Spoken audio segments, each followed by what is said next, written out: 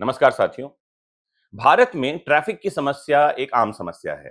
लोग traffic rules का पालन नहीं करते, ट्रैफिक सिग्नल्स का पालन नहीं करते। मैं तो कई बार यहां तक कहता हूं कि भारत में हम ट्रैफिक जो लाइट है उसमें व्हाइट सिग्नल ढूंढते हैं। ध्यान रखिए, दुनिया भर में ग्रीन, रेड और येलो सिग्नल होता है, भारत में हम व्हाइट सिग्नल ढूंढते हैं। ये व्हाइट सिग्नल क्या है? देखा जाता है कि कहीं व्हाइट ड्रेस में कोई ट्रैफिक पुलिस वाला खड़ा तो नहीं है। अगर चौराहे पर पुलिस नहीं है तो लोग ट्रैफिक लाइट को जंप कर जाते हैं और इसका परिणाम ये होता है कि एक्सीडेंट्स होते हैं। कई बार उस व्यक्ति की गलती नहीं होती है जिसके ऊपर मामला बनने वाला है। जैसे मसलन आप कार से जा रहे हैं और आप ग्रीन सिग्नल पर चलते हैं, लेकिन अब रेड सिग्नल की तरफ से कोई व्यक्ति रॉन्ग साइड से आपकी कार से टकरा जाता है और गिर जाता है। ये हुआ एक्सीडेंट। ऐसे मामले में पुलिस जो है बड़ी गाड़ी वाले के खिलाफ ही मामला तय कर देती है, भले ही उसकी गलती न हो। क्या करना चाहिए अगर आपकी गाड़ी का एक्सीडेंट हो जाए? पुलिस से कैसे बच सकते हैं? आज मैं कंप्लीट पड़ताल इस बात के बारे में करूंगा। कानूनी प्रावधान के माध्यम से समझाऊंगा कि आपके राइट्स क्या हैं और सही तरीका बताऊंगा कि आपको करना क्या चाहिए। लास्ट तक इस लेक्चर से जुड़े रहना है और शेयर करना है हर उस व्यक्ति तक जिसको आप चाहते हैं या जिसको आप जानते हैं और आप सोचते हैं कि इसके पास कानून की इन बारीकियों की जानकारी होनी चाहिए।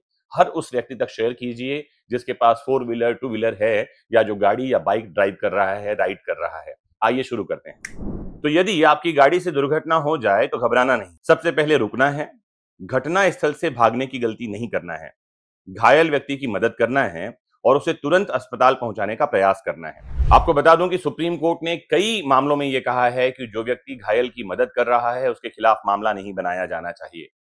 घायल की मदद करना बहुत जरूरी है क्योंकि मौके से भागने पर हो सकता है उस व्यक्ति की जान जोखिम में पड़ जाए और एक्सीडेंट जिस गाड़ी से हुआ है उसे ज्यादा बड़ा नुकसान भुगतना पड़े।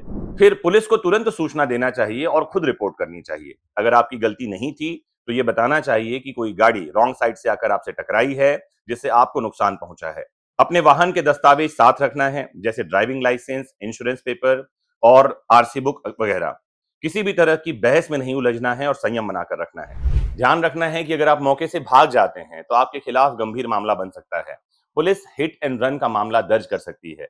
और एक इंपॉर्टेंट बात ध्यान रखना है, अब क्योंकि चारों तरफ सीसीटीवी कैमरे लगे हैं, आप बचकर वैसे भी नहीं भाग पाएंगे। आपके गाड़ी नंबर से आपका नाम और पता निकाला जा सकेगा।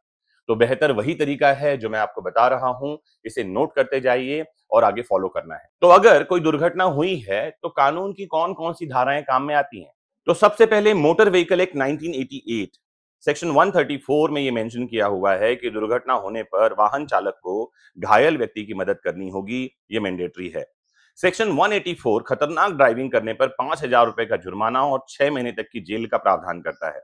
सेक्शन 185 जो है ये नशे में गाड़ी चलाने पर 10,000 रुपए का जुर्माना और 6 महीने तक की सजा का प्रावधान करता है।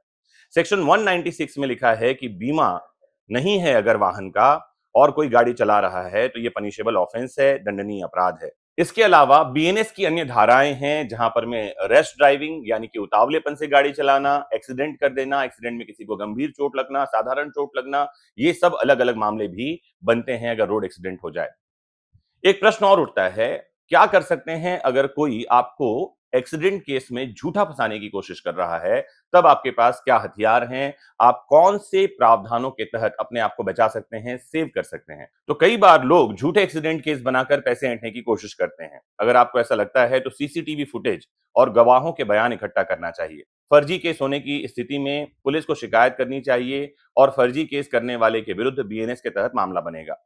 अगर कोर्ट में मामला चला गया है और आपके खिलाफ चार्जशीट फाइल हो गई है या आपके खिलाफ मामला दर्ज करवा दिया गया है तो सीधे ही भारतीय नागरिक सुरक्षा संहिता के प्रावधान के तहत आप सीधे हाईकोर्ट जा सकते हैं और हाईकोर्ट के इनहेरेंट पावर को यूज करके अपने सबूतों को वहां रख करके सीधे ही आपके खिलाफ दर्ज मामले को क्वैश करवा सकते हैं, रद्द करवा सकते हैं। सबसे इंपॉर्टेंट यह है, एक वकील से मिलिए, उससे परामर्श लीजिए और कानून का सहारा लीजिए। मुझे उम्मीद है कि आज का यह कानूनी सलाह बहुतों की जान बचाने के लिए कारगर साबित होगा और रोड एक्सीडेंट के मामलों में ऐसे व्यक्तियों को बचाने में कारगर होगा जो दुर्घटना में संलिप्त नहीं थे या जिनकी सीधे जिम्मेदारी नहीं थी, बल्कि दूसरा व्यक्ति आकर टकरा गया, दूसरे किसी की जिम्मेदारी के कारण उसको मामले में फंसाया गया है।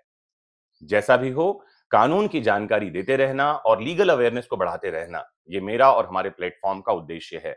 आपको जुड़े रहना है आपके अपने फेवरेट प्लेटफॉर्म विधिक शिक्षा से। शेयर करना है, सब्सक्राइब करना है, कमेंट करना है और कुछ जानना पूछना चाहते हैं तो ज़रूर लिखिए। मैं आपके लिए वीडियो लेक्चर में डिटेल में वो जानकारी लेकर आऊँगा। नमस्कार, जय हिंद।